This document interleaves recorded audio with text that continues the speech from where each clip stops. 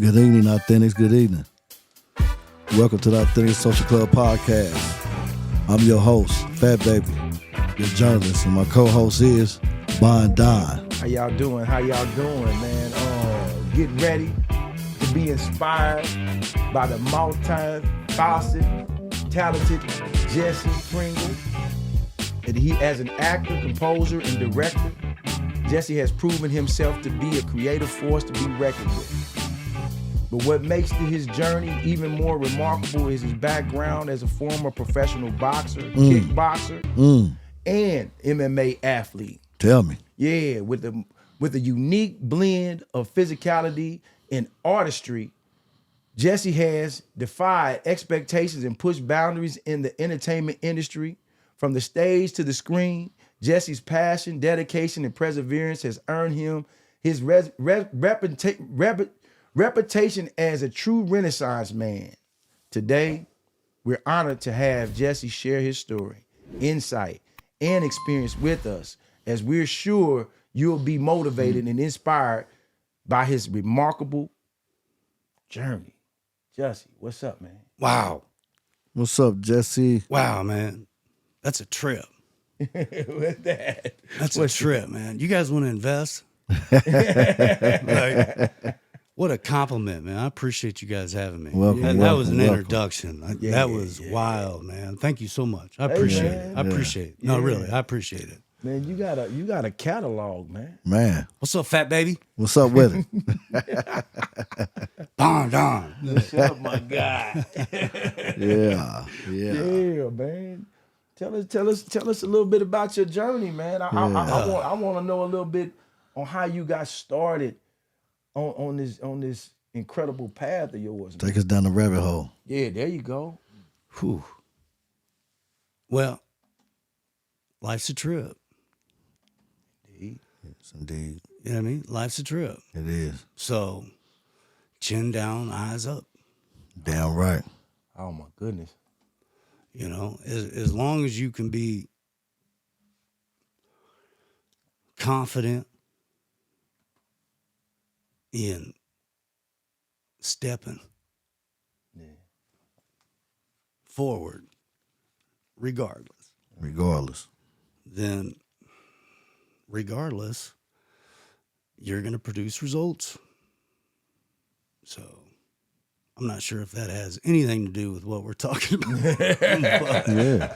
You said you dive into a rabbit hole, buddy. You picked the right one. Like, we talk about anything. Like, Results don't lie. Life is a trip, though, but it's a beautiful trip. Like, it's a beautiful burden to have air. Yeah. Oh, man. Let alone sight, sound, touch. A blessing. Get out of here. Yeah. Man. So, I mean, you know, but I'm not sure anyone could really agree with that statement if they weren't at once humbled. Right. To kind of realize that, you know what I mean? So it's kind of a journey of being humble, but confident. Right. You know what I mean? Because there is a lot of humble people that aren't confident still. Right. Where did you start off at? Because I was listening to one of your joints. I think it was the realest where you said you got out when you was about 18. I graduated high school. Got a football scholarship to a college that injected me into a social economic culture and lifestyle that I didn't grow up around, and allowed me to have my first kind of awakening experience. You know what I mean? And that everything kind of built off of that in regards to those lyrics in that particular song. Right. You know, I started on stage as a kid in school.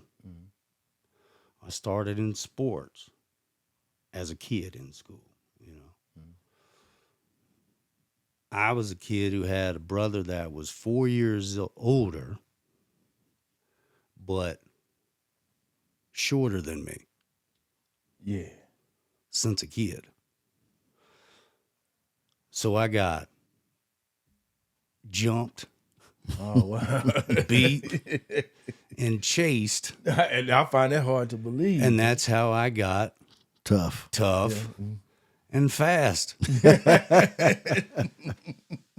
I can remember the first, like, I think we used to have physical fitness tests in elementary when I grew up. I grew up in the 80s. So, and we get timed or whatever. And I can remember we ran it in the grass. So I asked the coach or whatever, can I run it barefoot? Everybody kind of laughed at me. Yeah. But I ran that barefoot and flew. And that'll all come back around. Yeah. But that all come from having a big brother that was rough on me. You know what I mean? And we tease each other about it all the time, you know, to this day, because he stopped at 5'9". I'll give him that. He's taller than me. And I continued to 6'4". So, you know what I mean? Like, Yeah. but the family was kind of a mixed pot, you know what I mean? Right. That. So he took after one side of the family, I took after another, like that sort of thing. But How many siblings do you have? just one, Just him. just me and my older brother. That's it. Okay. You an abuser. As far as I know. You an abuser. We used to boop on you. Till I fought back. There you go. Yeah, because that's why I couldn't. I was about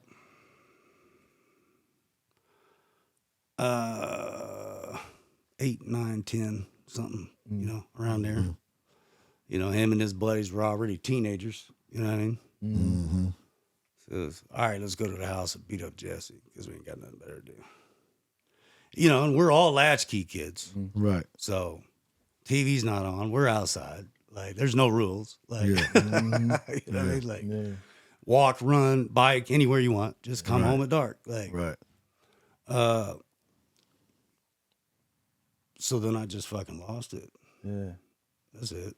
Yeah. So did that inspire your part of your career in getting into professional boxing, kickboxing, MMA? I wouldn't say inspired it at all. I wouldn't say that inspired it at all. However, that was a time when there were some good boxers on TV. You know, when I was young, Marvelous Marvin Hagler and Sugar Ray Leonard. Oh yeah. When I was growing, greats. you know what I mean? Shouts When I out was, to the you know, greats. and then getting older, there was Mike Tyson, of course. Like, Right. and so, you know, there was just that public influence or whatever, but nothing where I had formally trained with anybody when I was a kid. It was just street fighting. Right. Fighting every week, like family versus family. Right. Like, you know, that type yeah. of shit. Like, big brothers would hook it up, like Right. small brother versus small brother. Yeah. So when did you know you had, when did you, what age were you when you know you had the skill to really fight? When they offered me money to fight. Damn right. I mean, that was it. Like, I had a pretty successful reign growing up, you know, as a youngster and even through college or whatever. And then, so I was just like,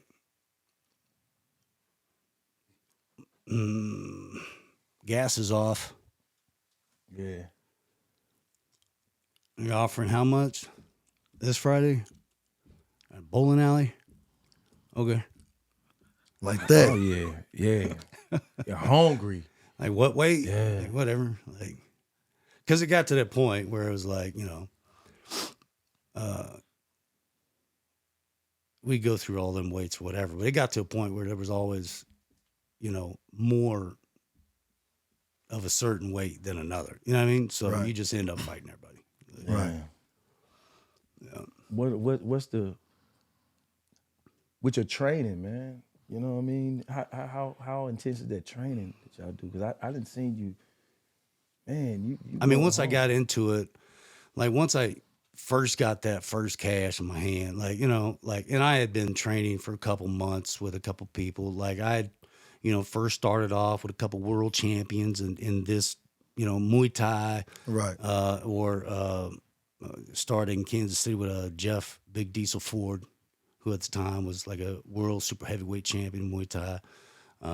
Shout out to Jeff. Yeah, Brian Davison, who was like a 5-time world taekwondo champion. You know what I mean? So lots of different people, and then met people along the way too, former UFC Hall of Famers and things like that, and who just befriended me for the most part. Yeah. You know, it's all about relationships. Right. Right. You know, and so back then, you know, I was training in a couple boxing gyms and things like that on the side as well. Because MMA back then was still newer, you know what I mean? And there were less shows. There were less Muay Thai competitions. There were less kickboxing competitions. So it was kind of like, all right, we'll take what you can get. Right. But make no mistake, that was never my career plan. That's just something I did on the side. A hobby. Right. Like, well, I told someone earlier that Yeah. that fighting is very medicinal.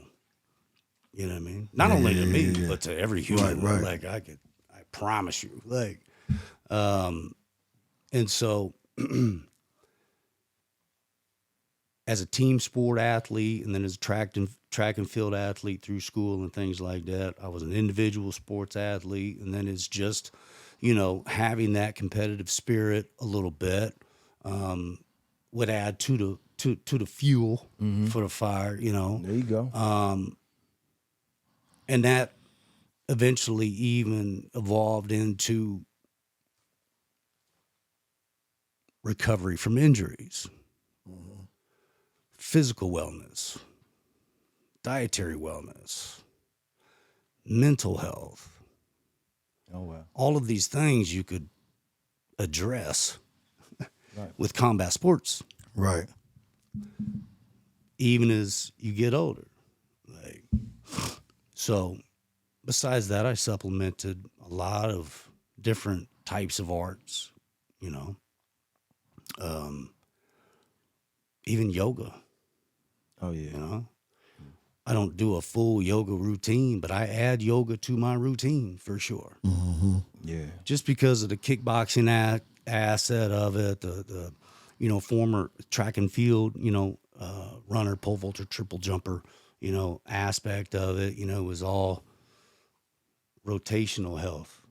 All the, Right. you know what I mean? Right. Like your hips have to be, you know, have range of motion. Your knees have to have range of motion. You know what I mean? That type of stuff.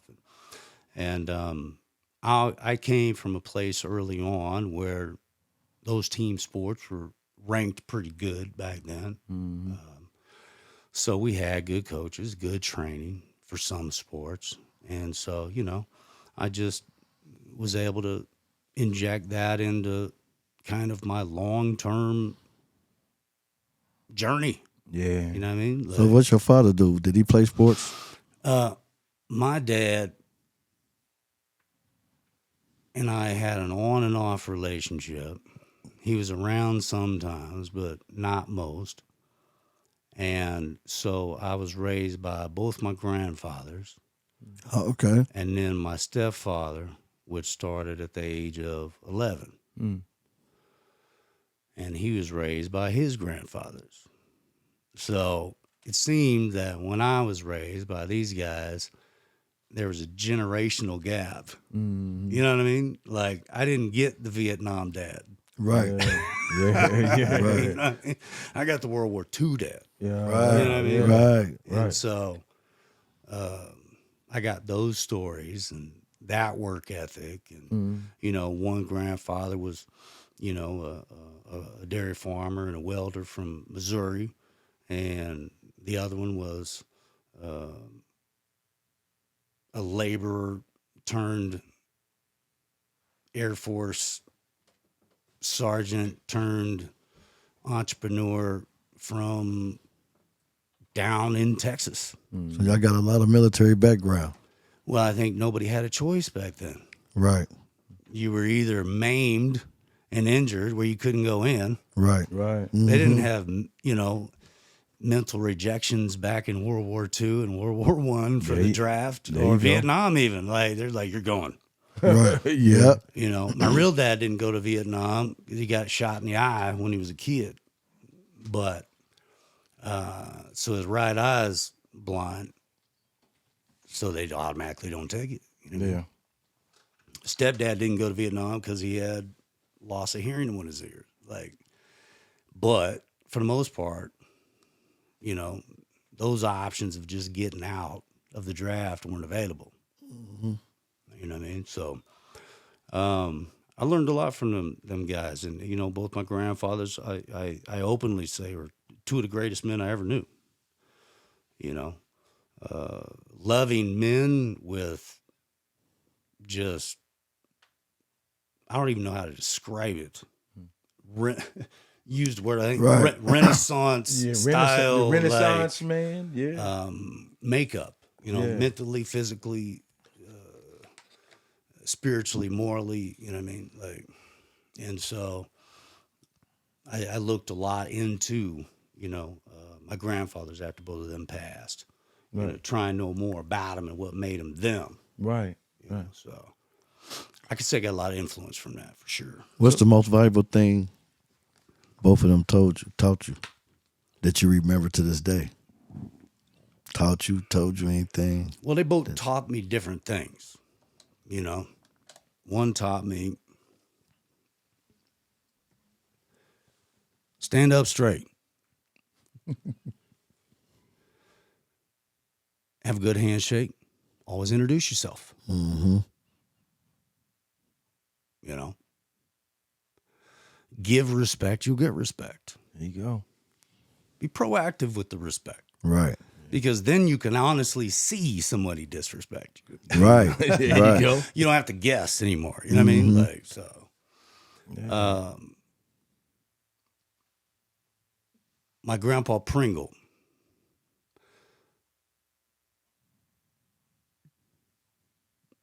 stopped going to school in 6th grade. Yeah. Had to make money for the family in Waco, Texas, so he started picking cotton. Got good at that. Got drafted. Took his math test. Qualified for the Air Force because he got good at numbers. Mm-hmm. Boxed in the Air Force. While in the Air Force, turned into a mess sergeant. Came out of the Air Force. Set up corporate kitchens all over North America and such. Oh, wow. Until he retired. And he was from Texas, lived up here. And I spent most of my summers with him. After he retired, he bought a farm out in Lone Jack, just outside Kansas City. Mm-hmm. So I was the hired help. Foreman. Yeah. I was seeding, Oh, okay. 20 acres by hand, by foot, whatever. We dug out the pond. We drained the pond. We filled the pond, let the pond fill, went down the fishery, got fish, brought them back up, dumped fish in there, catfish, and, grass carp and things like that. Had some cattle. My other grandfather had some cattle too. He was a horse rider. They could both sing. Grandpa Pringle would sing old country western music. Right. Marty Robbins, Yeah. Waylon Jennings, things like that. So is that Gene how you Snow. Is that how you got into All singing? All that. That's what brought you into it. Say all that. Yeah, you brought that. My other grandpa, he played, what's the instrument? Brass, baritone or something like that in the Army band in Hawaii. Mm-hmm. And then he was a tenor in the church choir. Yeah. Grandma McCullough was the piano player and organist for the church. Oh, You know what I yeah. mean? That sort of thing. So it was already in you. It was embedded. Yeah, in you so already. That sort of thing. Yeah. And then, early on in elementary, 3rd, 4th grade, I got into stage plays and acting, things like that. So that's where your acting came from. Yeah, very early. Yeah. Oh yeah. Yeah. So did you see a future for that way back then? I mean, I just knew it was fun creating. Right. I wrote my first stage play when I was 11, a year later. Congratulations. Yeah. 11 years old. You hear that, kids? Yeah. I mean, I just thought it was 11 fun. years Like, old. but, I'm telling you. all I did was I just wrote a fictional recreation of the last scene of Rocky 2. Oh yeah. And I got, the fake skin makeup and blood and had boxing gloves and, cast another guy to do it with Creative, me. yeah. Yeah, it was crazy. Yeah, that was dope.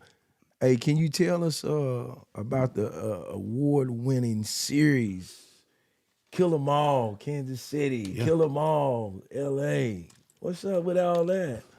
Yeah, where did that come from? Man, where they come from? So there's going to be so many times where we go back in time and then come back to modern. So, hopefully everybody's strapped in. Oh, let's go. Let's Because go. I'm ready. That, Kill 'Em All Kansas City would have never happened if I didn't first live in Los Angeles. Los Angeles would have never happened if I didn't first live in Kansas City. So everything's just hardwired. You know what I mean? Like, they say, what do you say? My steps are laid or pre-paved. My steps are already laid. Like, Right. we step left, we step right. We got to find our way back to the trail. Yeah. So, I want to say it was 2012. I was coming back to Kansas City and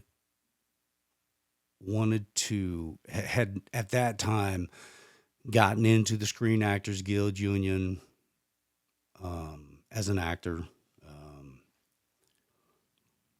and was so kind of part of that whole bureaucratic, but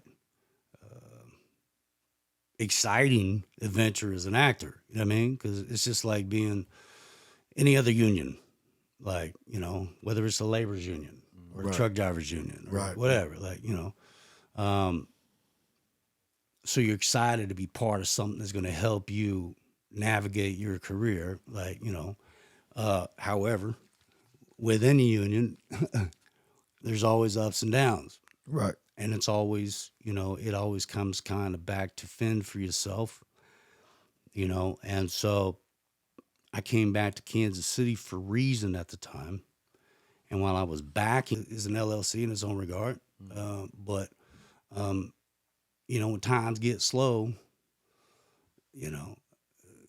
payments are hard to come by. Most definitely. And you don't want to have to over-explain why you're using your company name to get money. Right. So, dealing with the IRS sometimes just becomes a necessary evil. It's like, all right, well, I just make sure I take this much out when I get the money. And that way I don't even think about it. Like, kind of went off track there a little bit. But going back to that, I was back in Kansas City. A small town paper, the Lee Summit Journal, did a placement piece, a feature piece on me in my hometown, Lee Summit, at the Lee Summit Journal at the time, which was a newspaper, by a writer named Toriano Porter, who now is a columnist for the KC Star, opinion writer. And he wrote that story. It ended up on the front page or whatever. And then a guy I went to high school with, but graduated a year before me, his parents reached out to him because they lived in Lee Summit. They saw the front page of the Journal that I was in Hollywood doing stunts and independent movies and, etc. Hey, why don't you hook up with this guy because he's back in town? Right. Sean reached out to me. We talked. I said, you want to be a director? I need more acting reel. I want more acting reel. I guess I got to write more scenes. I can write Right. more scenes because I'm a fucking songwriter. So, Right. you know, I needed those acting scenes. So that's how Kill 'Em All came about. The first time we shot Kill 'Em All, it was 2.5 minutes. It was It was 2 pages. Oh, We wow. just shot. We went up Northland Park or whatever off of Burlington and 9 Highway North by Cascones Water Park or whatever it is. Yeah. Shot there, made a little trailer, did a little 3-panel brochure, did the graphics myself. I think Word at the time or something, you know. Oh, that's And dope. then, but just all hustle that I had learned from being an independent music Right. artist, you know what I mean? And just went around town, say, hey, that's what I'm gonna do. Called some of the connections I had back in LA. A couple of them were, you know, kind of used to be bigger celebrities. Now, you know what I mean? They're a little older and stuff. Right. So I was like, hey, man, you know, you feel like coming to Kansas City, I'll fly you in, I'll give you this much a day, whatever, you know, whatever you need. Come do this with me. Like, yeah, okay. So then I had the intellectual property rights to be able to advertise that, you know, in my pitch deck, Right. Yeah. and, you know, was at that time able to secure locations for filming for free. Oh, wow.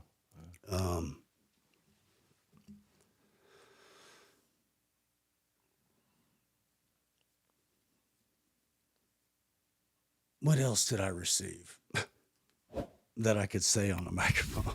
Hey, That I could say during an interview? yeah, go ahead. You in the Authentic Social I'm trying Club. to tell you Hey, man, you everything. can say whatever you want in here, Everything's authentic. man. Everything's authentic. Well, I say that, you know, jokingly, but I say that just to say that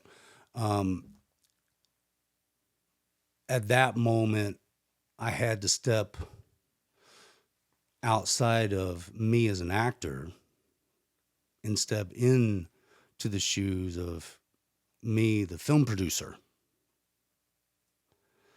And to be the film producer is to be an executive. Right. And to be an executive is not to be a creative. Right. And I'm a natural creative. So as much as it's killing me to do it, I know I have to do it Right. because there's no one else doing it at this point. You know what I mean? So I'm like, all right, build relationships, tell your story, and don't expect anything in return. We got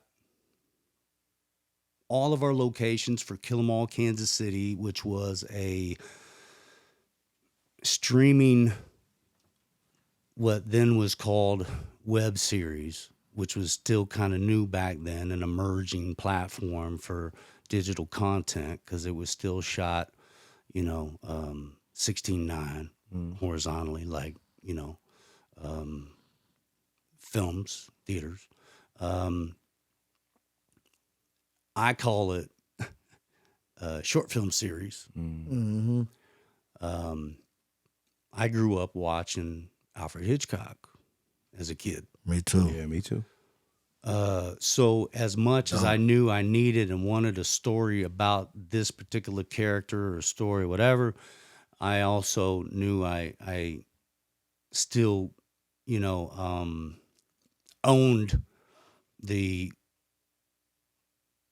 creative ability to be able to kind of go, you know, tell whatever story I wanted to for the scene. You know what I mean? So then it became, you know, lesser about me and having so much content as an actor and more about building this magnificent, amazing story that's fiction and crime and drama and romance and action and like Yeah, it's dope. and about Yeah. Kansas City, my hometown, like, you know, Outlaw. you know, and loosely inspired by true events. Like, the log line I came up with for Kill 'Em All Kansas City was vengeful son of a slain Irish mobster climbs the ladder of organized crime success by stacking the mafia's bodies. Period. Oh wow. Oh yeah. So what I was trying to do was exploit the folklore, not folk, but lore of Kansas City's kind of underworld history, specifically designed for this particular subject matter, you know what I mean? And then just make it completely fiction.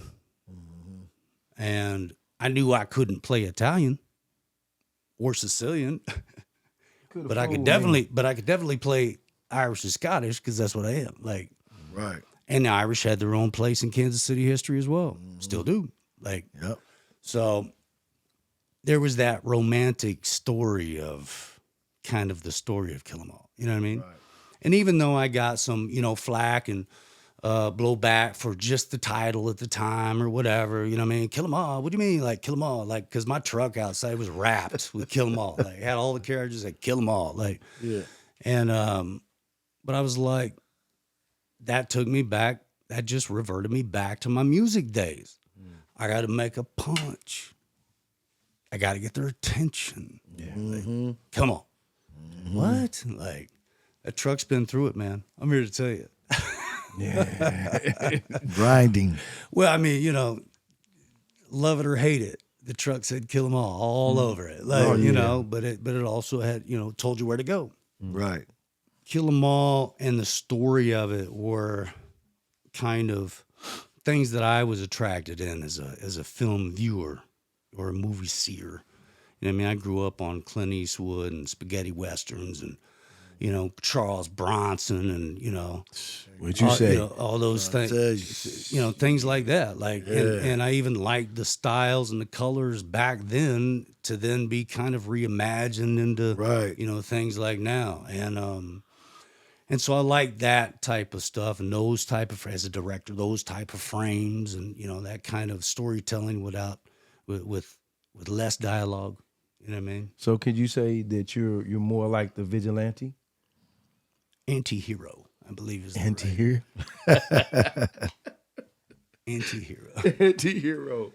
Okay, so the episode I'm not trying to help anybody but myself. Like, my family was murdered by these people. You get Right, it? right, Like, right. Yeah. So the truck scene, when you came off the truck and you was talking to the guys before you tell me. You talking about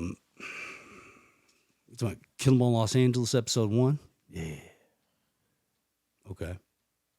I'm with you. The guy the guy you was talking to That guy, his character name was Quinn Flanagan. Lifetime mentor, my brother and I. He worked for the mob in Kansas City, being a knockaround guy. You know what I mean? Irish bagman, we're bagmen, you know what I mean? Right. So, that actor, though, was played by Richard Tyson. Richard Tyson had some movies in the 80s he was in and things like that. Something About Mary, I think that came out in the 90s. Yeah. Black Hawk Down. Me, Myself, and Irene. Kindergarten Cop. He was the villain, you know. And what I first knew him from was a movie from my childhood, which was called 3 O'Clock High. 3 o'clock high. He played this bully high school kid named Buddy Revell. And he was going to beat this nerd kid up at 3 o'clock in the parking lot. 3 o'clock. You got to watch it. You got to watch it. I'm going to watch that today. Sound interesting. Yeah. Because when you see this guy, the bully, he looks virtually the same. You know what I mean? Like, he was just younger, but he still looked the same. Like, Right. this cool dude, in jeans and a white T-shirt, a black leather jacket. Yeah, like, yeah, you know what I mean? yeah, That yeah, guy. yeah. Like, Yeah. And And we became friends while I was in LA. And we became friends because he went to college with my, at the time, roommate who I was renting a room from in San Fernando Valley, Canoga Park, in LA County. A guy by the name of David Freilich. And he was in a couple Master P movies. He was on Young and the Restless for like 10 years as a villain type. You know, he was a martial artist and a stunt man, you know, this dude. And so that's where I met Richard Tyson in L.A. And then, you know, we just hit it off. Yeah, and, you know, when I needed a call, I called and was like, hey, this is what I got going on. Yeah.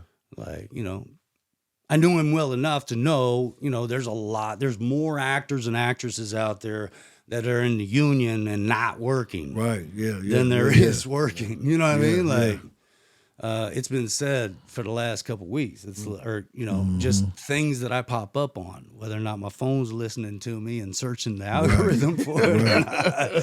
It's like, you know, there's like 130,000 members and only 30,000 are working, and only 10,000 of that are drawing retirement. Wow. Or, you know what I mean? Some crazy shit. Like, Right. What about the Tucker? Can you tell me about Tucker? What's Tucker? Hashtag trucker. Hashtag trucker. That. I'm sorry. No, you're good. No, you're good. Hashtag trucker. I only say hashtag because hashtag is in the title. Like, hashtag has a symbol. Hashtag trucker. Yeah. I seen that. Yeah. Hashtag trucker was and is a short film that I wrote, acted, produced, and was my directorial debut. And then also my editorial debut.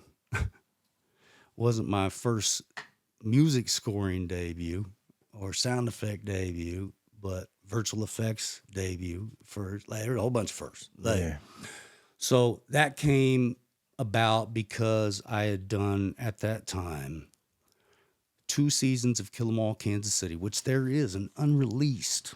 Really? Season 2, episode 4 of Kill 'Em All Kansas City. Okay. Co-starring, you can believe this, Soleil. Really? Oh, Soleil. Oh. Playing the role of Lola. You girl. Lola. Lola. All gangster. Yeah. Yeah. All gangster. Really? Oh, yeah. Can you give us the beans about the release date? You know, at this moment, it was filmed and never released. We had some audio issues, which you always have with independent film. If you don't have absolutely everything, you know, together, and there's so many working components that people don't understand. You know what I mean? Like, you know, at the end of the day, you're never going to get anything all right. Like, you just have to like, I think John Singleton says, shut up and put it out. Like, there were a couple things even in front of that, which I had to complete before I went back to complete that one to put it out. Right. So it's still there. Right. It's still there. Like, Right. So how'd you hook up with Soleil? Yeah. Her dad, James, was my acting music manager for a little bit. And that's how I originally met her. I met her mom before that because her mom had remarried the owner of Blue Parkway Pet Supply. Remember Blue Parkway? Mm-hmm. Right over there off 350. Yeah. So, and she was a singer back in the day, gospel singer. And at that time that I met her, I was singing, I was opening up, doing some gospel songs upon request. For like, let's see, back then, I don't know how old you guys are. Mighty Clouds, Whitney Singers. I opened for CC Winans a couple times. Oh yeah. Oh yeah. Kindred the Family Soul. I mean, and then, you know, we just kind of met that way, you know. But our circles were small anyway, because me and Tech had met early in my singing, you know, kind of career as well. So circles back then were small enough. They were detached, but small enough. Right. You kind of move around town a little bit, you know, and nobody really hate on who you was working with. I was a singer. I had to work with everybody. Like, you know what I mean? Like, everybody wanted me to, you know, team up. You know what I mean? But I couldn't. Right. I'm a singer. I could be able to sing with everybody. Now, I may only fight with these guys. Right. You know what I mean? Right. But I'll do business with all these guys. Right. Yeah. You know what I mean? Like, There you go. so, and that had its own difficulties at times, you know what I mean? Just because somebody be beefing with somebody else's camp or whatever. Yeah. We were just talking about that last night. Just Yeah, we sure was. just unnecessary. It's a buffoonery. It's a bunch of buffoonery. So I hope I answered your question in that regard. I could keep on about that. Like, it's crazy. That's why I said life is a trip, man. Life is definitely a trip, but it's absolute. My life would be nothing I got without. Not to interrupt. No, go ahead.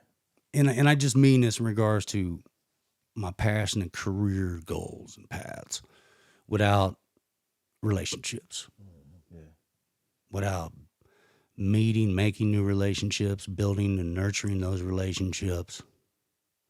You know, you reap what you sow. You know what I mean?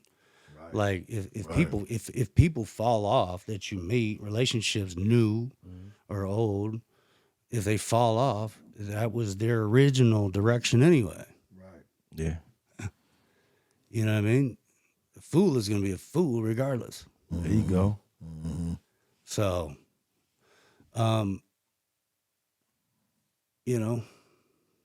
Yeah.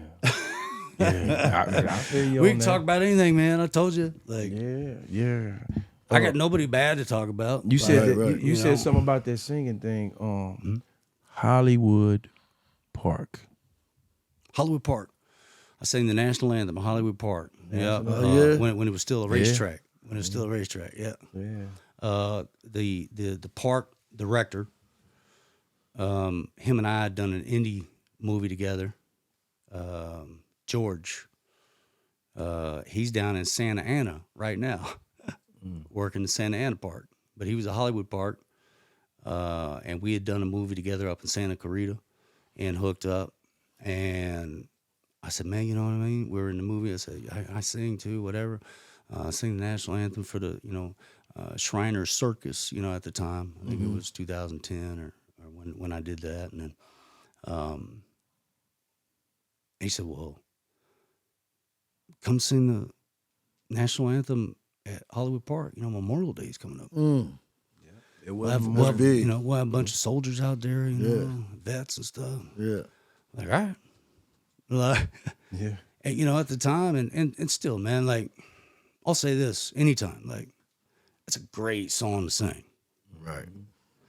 Because it's so historically and emotionally driven. It can mean so many different things to so many different people. Right. There you go. But specifically only to Americans. You know what I mean? Like, but it's also a beautiful song that, showcases people that can really sing versus people who can't. Like, Yeah, you gotta know how to sing. You gotta know how to sing that song. But you did a great job, well, man. thanks, man. You Thank did a great job. I actually sang it a note higher or half a note higher, you know what I mean, than I normally did. And thankfully I was able to reach all them notes I did. But, talk about a oh shit moment. Like if we're to like transition and if we're like segue into any conversation, were you ever scared on stage? No. Yeah. Were you ever scared in front of 10,000 people singing the national anthem to a bunch of wartime vets? Yes. But it's those moments, though. Right. Like some people, take medicine for that anxiety or think they need medicine for that anxiety. I'm one of those people who kind of likes the anxiety because it makes me force myself to make a decision now. And so then that goes back to performing on stage as a singer, especially, my complexion singing R&B at the time. R&B was still hanging in there, Yeah. But I said, well, I'd be walking out. I'm on stage. I'm stage right. About to call you out. So do you think that? Here we go. So do you think that's one of your Too late biggest now. challenges? Let's go. What? The singing that national anthem in front of those veterans, or do you have a moment that was one of your biggest challenges you feel? So following up with that, just by number, during the pandemic, the tail end, I sang the national anthem in Salina, Kansas for the Bare Knuckle Fighting Championship in front of, I think at the time, 300,000 live streaming. 300,000. National anthem ain't no cuts. You gotta go. Straight through. Right. And Right. you're on. There you go. Yeah. 3. Right. You know what I mean? So it's just kind of like, shit or get off the pot, man. Like, How many times did you rehearse it before you sung it live? well, you got to sing it a lot. You will. There's no question. If you don't practice, rehearse, whatever you want to call it, enough, you're destined to fuck it up a time or two. You know what I mean? I fucked it up a time or two. You know what I mean? Like, and you feel that weight of fucking it up. Just like, too late now. Got to finish. Right. Got to finish big. Right. Like, so. Oh man. Yeah. So let me ask you this. Speaking of that, is there anyone that you've heard that you feel was one of the best that ever sung that national anthem? National anthem? Yeah. I got a couple. I just want to get your opinion on that one. Well, national anthem. Best national anthem. I think I know the best one. Let's do top 10 Okay. with intention of placing a top 5, just in case I forget somebody, which I will, I'm guaranteed to. Whitney Houston, top 5. So yeah, I was just thinking that.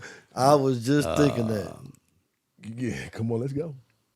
Jimi Hendrix, top 10 at least, maybe top 5. You can understand he didn't sing it, he played it. There you go. At I a never time, heard his version. Oh my God. Are you kidding me? Boy. I want to Star say, Spangled Banner at Woodstock? At Woodstock. I want to say I seen a couple of, I'm about ready to pull it man. up. but you gonna have to. Oh yeah. You got to watch this. It's crazy. It's crazy. You have to see it. Like, if you're into music like that, if you're into artistry like that, creativity like that, like freedom like that, you know what I mean? Standing on your morals I'm gonna watch and it. ethics like that, yeah, you got to watch that. Yeah, my uncle said that's bad why boy. they Jimi Hendrix is the reason why they created that box thing. Yeah. The wah-wah pedal. Yeah. Who else? Let's see. Recently, Chris Stapleton sung a really good one. You could put him top 10 at least. He can sing. But besides that, man, it'd be real hard to remember just right offhand. But I feel comfortable. I got Whitney up there. Like, I can't remember if it was Lauryn Hill or whether or not it was.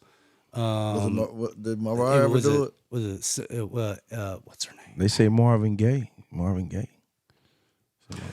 had a good rendition. Yep.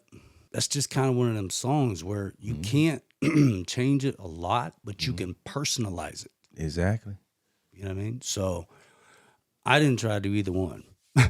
I just tried to hit the notes that I started with and finished with, just to hit it. Like, You did a great job, though. Thank you, man. You did a great job. You did a great job. Very, very, very great.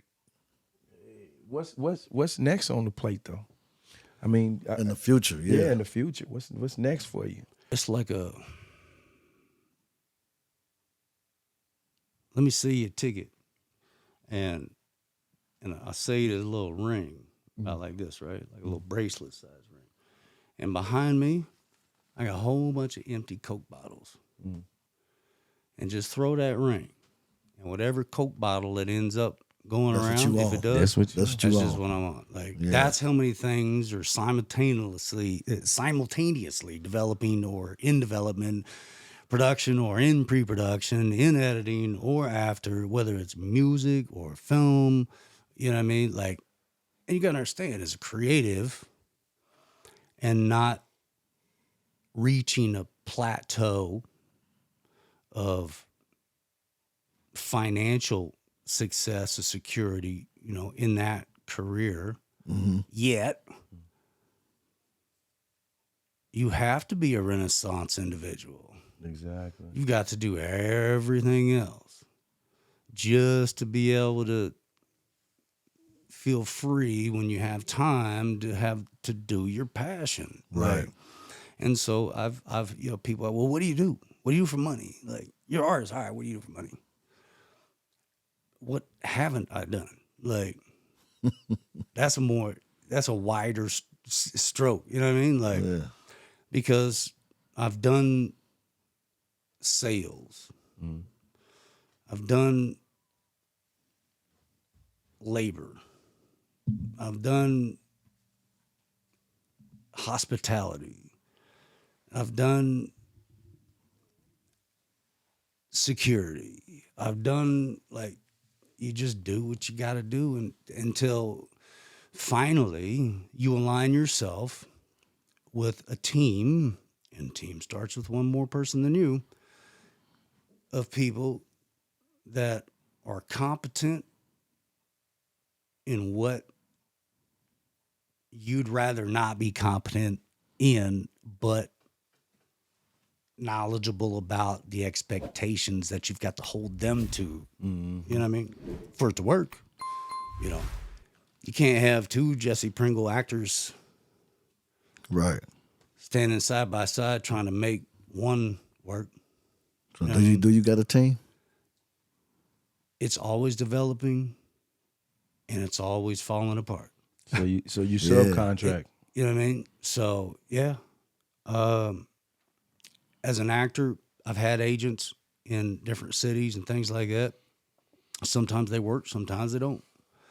You know, sometimes you're working with an agent, sometimes you're not. Sometimes you'll get a job off a relationship, sometimes you won't. Like, you know, I went to the American Film Market conference last year. It was in Los Angeles 2 years ago, and for the sole purpose of developing new relationships with people, letting them know what I do, what I have done, what I'm doing, get the same information from them, you know, pay for the big platinum badge, not to show off, but to be able to walk into any fucking room I want. Right. I'm right. Like, because, you know, you got to get into the rooms, and those rooms are either going to be because you paid for them or you had a relationship, Right. you Yeah. go. Yeah. There you go. you know? Like you said, building relationships. And then once you're in the room, you can't just sit back on your hands and be like, yo, look, everybody, look at me. Look how important I am. Don't you wish you knew what the fuck I did? Nah.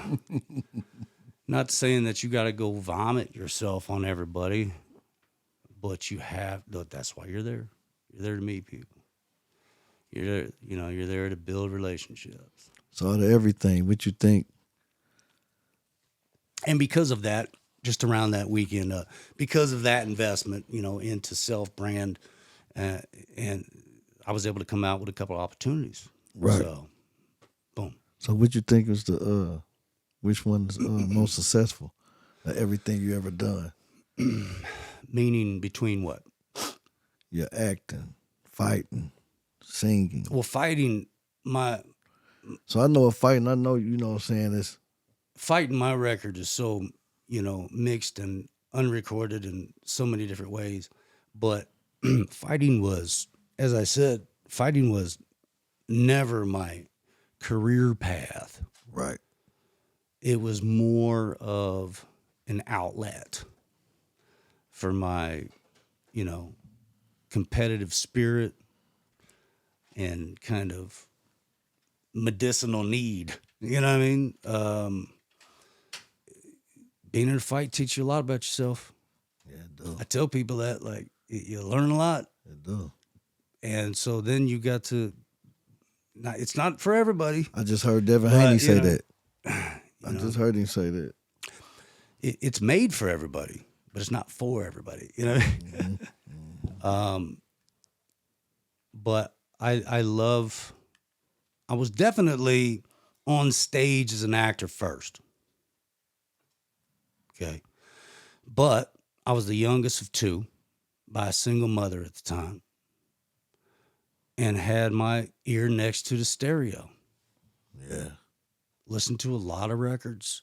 I grew up on a lot of different music. I mean, a lot. Like classical, country western, some R&B. Right. And then, in my developmental years, like 8 to my early teens, you know what I'm saying? There was so much of a kind of throw everything in the air with music back then, because music was developing. You had late 70s disco, you had early 80s and late 70s new wave, which wasn't mid 80s or late 80s new wave.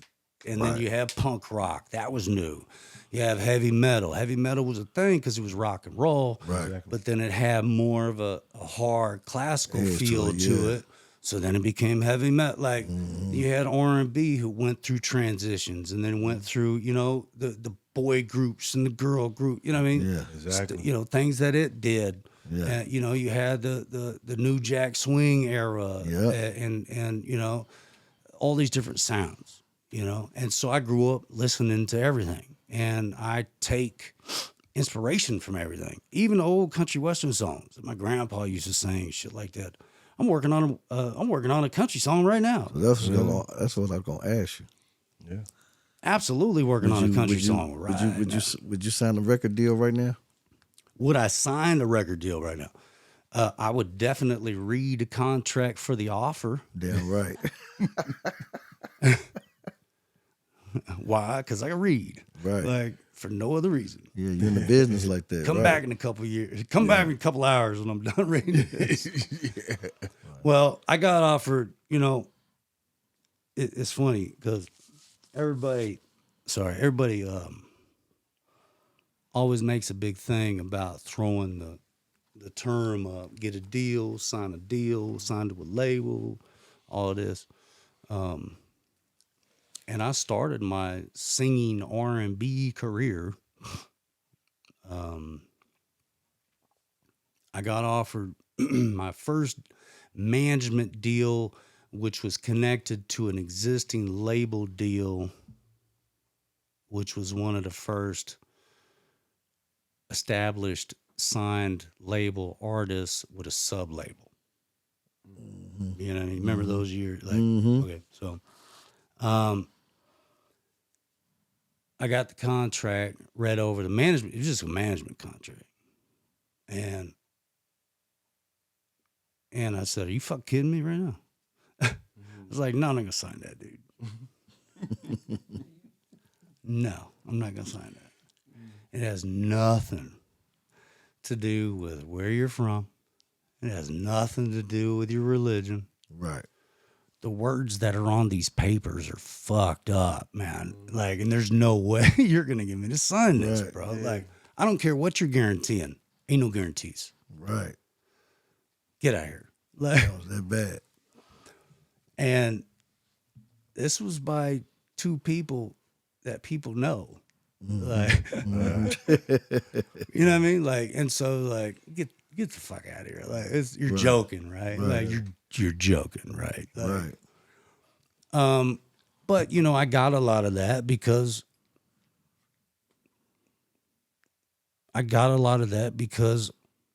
I'm new to the genre. I look the way I'm looked. I'm not small. You know what I mean? I'm going to all the right places. I'm killing my song whenever I'm doing them live. Killing it. Right.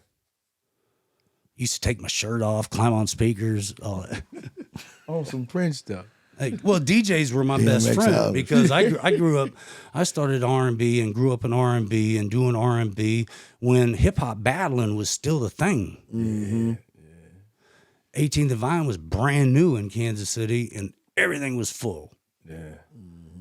You know, that's when I met Sean Edwards for the first time. We was still writing for Double XL. All right. You know, I met Tech at Icy Rock Studio in 1996. Shout out to Icy Rock, man. Shout out to Icy Rock. I hit him up earlier, man. You did? Did you And really? I try to get him here, man. Oh man, get him and I in the room together. Here's some story. If I didn't get my man Leonard, man, I would have got Icy Rock. Yeah. Don't forget to like, subscribe, follow us on YouTube, Instagram, Snapchat, Facebook. Follow. My man Jesse, yeah. What's We up? better get with to it? this video, man. Yeah. Oh yeah, Big Court in that building right there. How did you get Big Court on there? Big Court and I met through mutual friends online, really.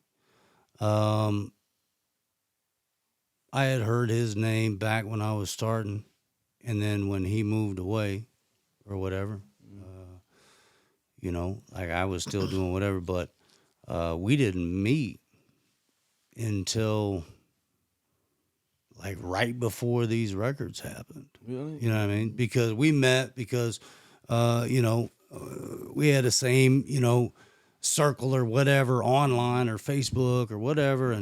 And you know, he made a scene that I was in Kansas City and I was doing a Kill 'Em All series and he might have reached out to me like that. And then he was doing his kind of rebirthing, you know, album or single that he was putting out for himself, developing his TME brand. And I was like, well, you know what I mean? Let's hook up, let's collaborate, let's do something. And he thought the idea was good too. And that's how we just end up diving in and doing this. Yeah. Because, you know, I had done music before film and then it was just time enough. We were coming out of the pandemic. Let's just do music. Why not? You know what I mean? We do music, you know. Who cares who likes it or who don't? Like, Right, and right. honestly, like, let's just be what we are, creators, and create some shit. Right. Like, you know, if people love it and like it, that's great. That's even better. Like, that inspires us to keep doing it. But, you know, ultimately, we're just out here telling little pieces of ourselves. Yeah. And so Court and I developed a relationship out of that. And we had lots of fun conversations, kind of reminiscing, you know, circles and, you know, Kansas City, you know, when I was here doing it and when he was here doing it and you know, just kind of going down that roadway, like how he had been with P for so many years. Yeah. And so, you know, to me, it's like anything. We were talking about earlier relationships, you know, if there's potential for an opportunity to make yourself and somebody else greater because of it, you do two different things, you can come together and make something greater. Do it. Try it. Why not? Right. You know, what's the fear out of that? There's nothing to fear. And so we had a great time doing this project. Right. You know? Yeah. We did several videos. It looked like it. Yeah, we had several videos and I tried to apply, you know, as much of my filmmaking experience and kind of, you know, ideas to the table. And then he brought his directorial experience to it as well. You know, I came up with some locations and we had a great cinematographer and editor, Chris Hackett, and we had a bunch of people, you know, come out and volunteer just to be part of the set. And then I had some intentional friends of mine come out and be a part of the set. And, you know, it came out to be a really great, really fun looking video. That was still cool looking. Like, It's hard. You know, It's hard. I wanted it to look like Kill 'Em All. Yeah. You know what I mean? Yeah. And I wanted it to look like just that grit. Yeah. You know, that dark drama, crime drama, you know, but whatever, just that So grit. where was that location right there? 40 Highway, Oh, okay. right across from, across from the old Yellow Freight, close to the drive-in, stuff like that. So I knew the guy that owned the place. Yeah. Man, it's nice, man. I like Yeah. it. No, that was great. There's so many different personalities in that one, you know, Yeah. location. Yeah. Like, there's still people in it that I don't know all the way or completely, but I love them for showing up and showing Right. out, Yeah. you know. And then to hear that those people went on to do stuff, you know, whatever they were doing or passionate about, that was dope. I love hearing stories like that. And then there were people that were there just there supporting me. And they were like, yeah, we're all about it. Fuck it, let's go. And, you know, there were a couple people from, there was one guy from the Kill 'Em All Kansas City series. He was there. Like, Yeah. I had war vets there, like from Afghanistan and Iraq. Dudes have been blown up several times. Right, Like, right. that crazy dude with all the tattoos, Yeah, that ball yeah. doing all this. Like, that dude's like a decorated Marine war vet, dude. Damn. Like, I love people like that. Right. Like, Right. you know, a guy I grew up with, he was you know, he's still a very successful part-time touring drummer, you know, for a band, and he's from, you know, here, the area, and he's owned a tattoo franchise, you know, for 3 decades now. Like, he was part of it, like, just friends, man. Like, you know, you call people, Yeah. and then you call people that have a cool face. Yeah. He looked cool on it. Like, you know, we had a couple really character, personality driven females in it too, and it turned out great. Like, it wouldn't be right if there weren't any females in that. Right. Right. Right. And then the one that did, you know, the biggest part of whatever, fill in the frame at the time during the video, it just added so much to it. So we had a lot of fun doing, it was you know, nice, what we man. did, the songs and the music videos. It was a lot of fun. Yeah, that's dope. So, can you give the people where they can follow you, where they can contact? You know what I mean? Yeah. Another reason why I went with my real name, because the shift of technology, you know, back when it was still happening and all that, and it was like, all right, well, if my career path and has always been I am my brand, then people are gonna have to be able to find me, you know, whatever I call myself. There you And go. so, I know exactly you what you know, mean. and so it's like, all right, well, you can call me by my name until you don't want to call me by my name. Like, There you go. and let that work first. Like, and so, you know, mostly people can find me on, you know, the OG social media platforms like Facebook and Instagram, and as Jesse Pringle. And, you know, on YouTube, searchable the same way.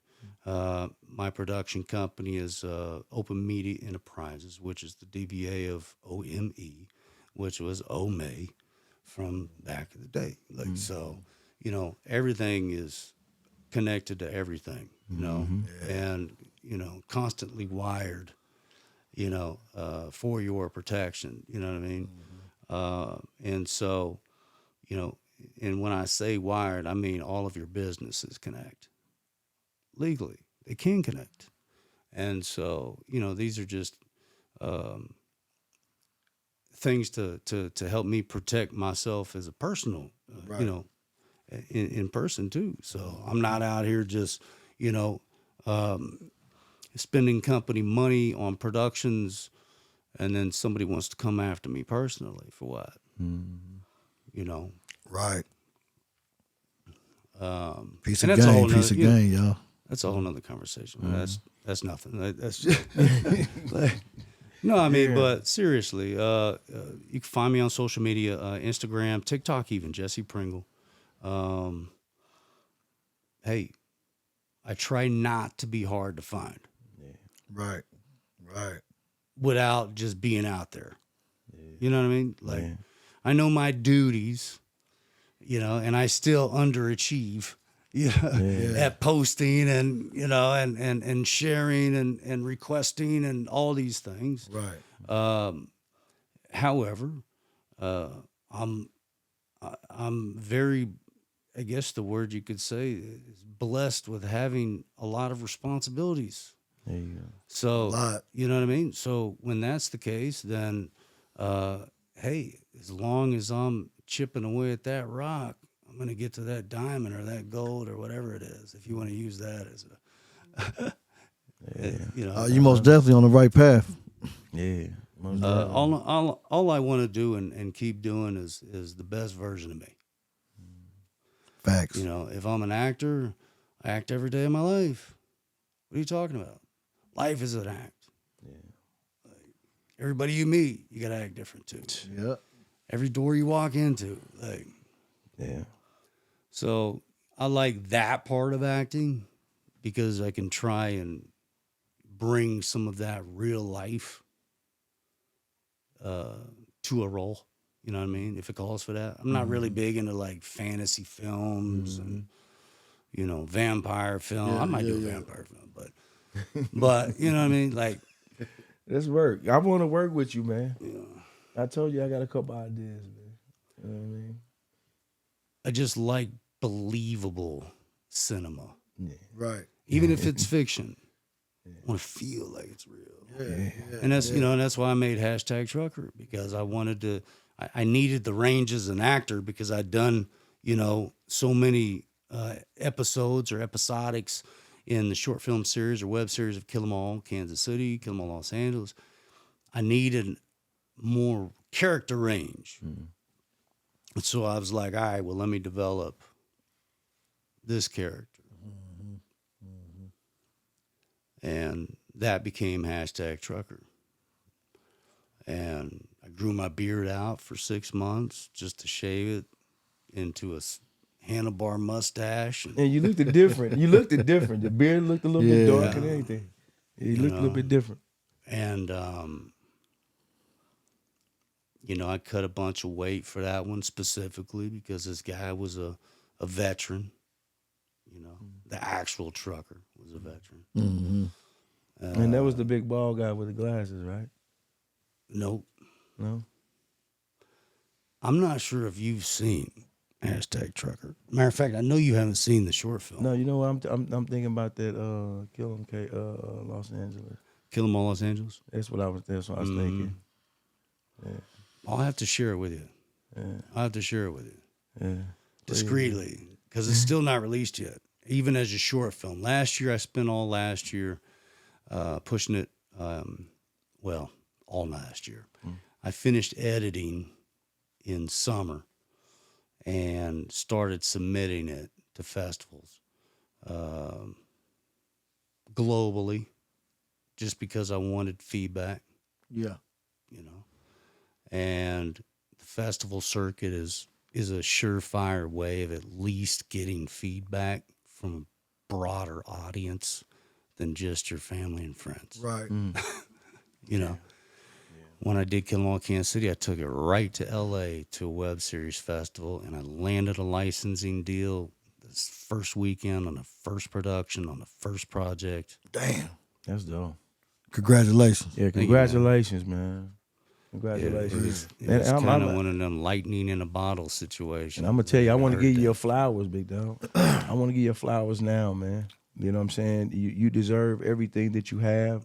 You know, I'm proud of you. You know what I'm saying? Because I remember you know, we met each other, 6 years ago? Yeah. You know what I'm saying? Yeah, man. I just did a 15-year stretch, man. Get the fuck out of here. Yeah. Really? See what I mean? Like, this is why I think we might need multiple episodes. Because, you know, you got to give me a chance to ask some questions, too. Plus, this is just the tip of the iceberg. You kidding me? Like that guy over there, he got many stories. That's fine. Yeah, for sure. Yeah. We got stories together. Oh, man. Yeah, that's why we telling our story, too. I put and this is just some comic relief regarding that particular subject matter. Like, Well, I'm trying to tell you, big dog. one of my favorite workout routines involves a couple exercises that was taught to me by guys who spent long stretches. Like, Listen, and we got. Hey, listen, I got something in the tank for you too. Hey, look, blow your socks off right now. Yeah. So no, I mean, stories are great, and I love sharing them for sure. So for me, I'm having a great time. Yeah. That's why I said I can talk about anything. Well, I tell you what, we'll catch you on the next go round, and For sure. I'm gonna make sure that where you at. I'm gonna follow your name. I'm gonna follow your brand like I've been doing. Mm-hmm. You know what I mean? Like I said, I'm proud of you. But Thank you, man. I'm proud of you too. yeah, we gonna end this. Genuinely. Yeah, we gonna end this on the Authentic Social Club podcast. Follow us at gmail.com and follow us on Facebook, Instagram, Snapchat, Twitter, TikTok. And subscribe, man. And please, push that button. Yeah, please subscribe. Man, push that button. Man, appreciate you, Jesse, man. You know what I'm saying? Appreciate for you, everything. man. I'm talking about Appreciate you not just for stopping by, man, but just for showing love, man. Through for every aspect as a man. You know what I'm saying? It's great to be a man talking to And men. we'll see you again. Yeah. You know what I mean? Yeah, my brother, boy. For real. Straight up. Yeah. Damn right. Don't forget to sign the table. Yeah, you got to sign that table, big dog. All right.